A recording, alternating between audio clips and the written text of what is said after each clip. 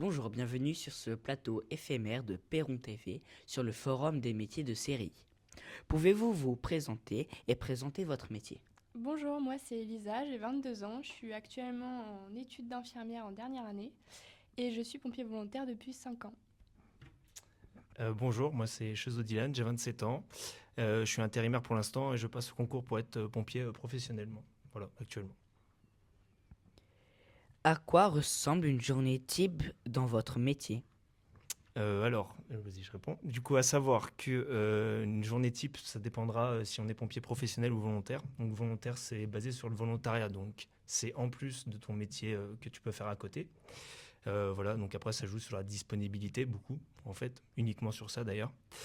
Tandis que professionnel, la journée type, vous êtes en caserne et donc vous êtes 24 heures de garde. Donc le cycle c'est 48 heures de repos et donc 24 heures de garde. Une journée type, ça commence par l'inventaire des engins. Ensuite on a le sport. Après ensuite le sport, un petit moment de partage avec les collègues. Après ça part sur une manœuvre, voilà. Ça peut être surtout rien, après c'est établi à l'avance. Et ensuite, après la manœuvre, un repas. Et donc tout ça rythmé aussi avec les interventions de la journée qui peuvent ne pas arrêter. Et l'après-midi, donc on a des tâches, on est affecté à des tâches particulières, voilà. Et ensuite dans les services, quoi. Et après fin de journée, sport. Et puis voilà, une journée type d'un professionnel, c'est ça. Voilà. Et est-ce que volontaire, en plus de ton travail, la disponibilité que tu auras en fonction de tes horaires, tu peux être disponible et donc intervenir sur le secteur quand tu es dispo. Voilà, sur un incendie, secours à personne, sauvetage d'animaux, tout ce qui est opérations diverses. Voilà. Quel a été votre parcours et à quel moment de votre parcours scolaire avez-vous su que vous vouliez faire ce métier?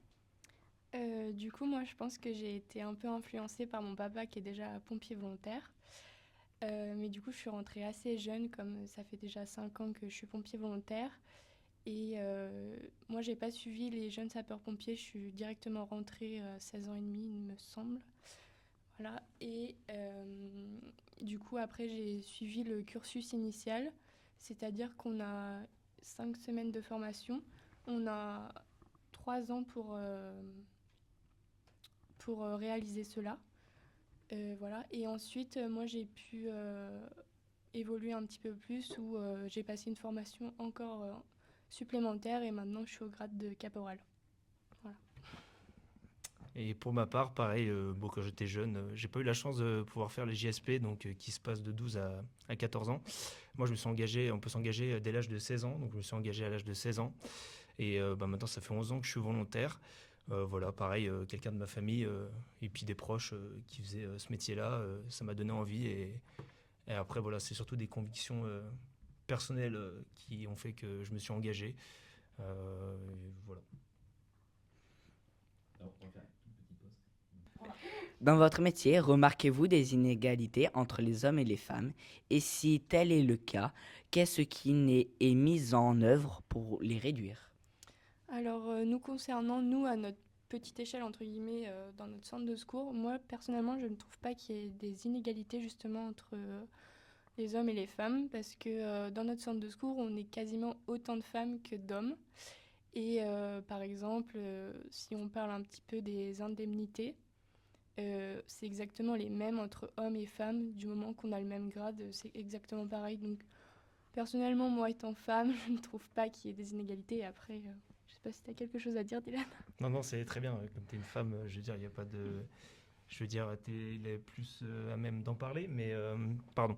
Oui, oui, non, non. Au contraire, il y a de plus en plus de femmes d'ailleurs qui s'engagent et c'est tant mieux parce que maintenant, on fait face à une diversité d'interventions.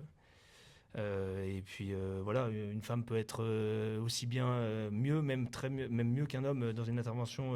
Tout dépendra la circonstance de l'intervention, mais elle pourra agir aussi bien qu'un homme. Il n'y a pas de souci là-dessus. Donc non, non, c'est un travail d'équipe, donc voilà. Comment voyez-vous l'évolution de votre métier dans les prochaines années? Euh, Comment on voit l'évolution? Alors on aura toujours besoin de nous, ça c'est sûr.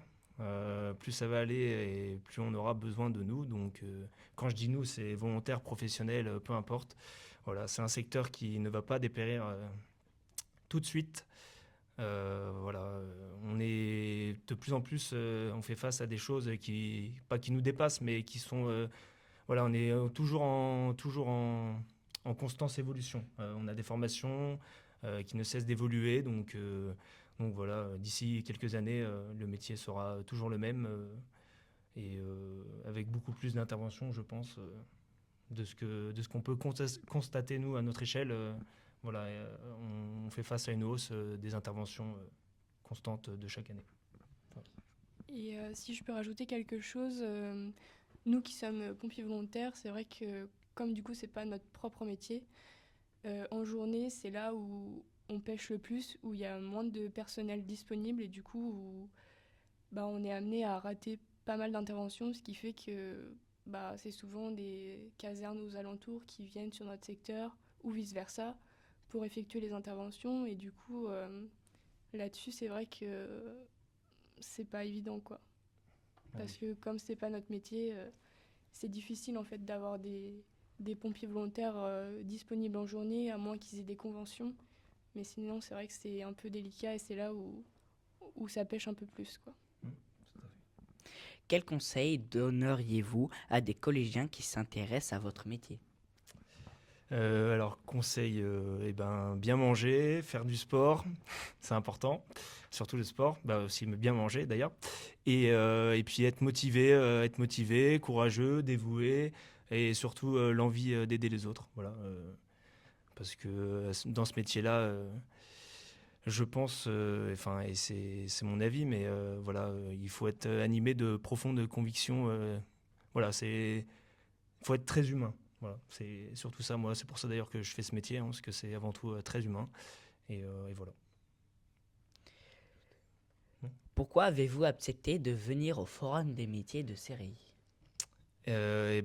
Pour transmettre l'envie, et puis voilà, on a toujours besoin de volontaires, donc volontaires professionnels, ce que j'ai dit tout à l'heure. On manque de personnel, donc engagez-vous. Voilà. Tu souhaites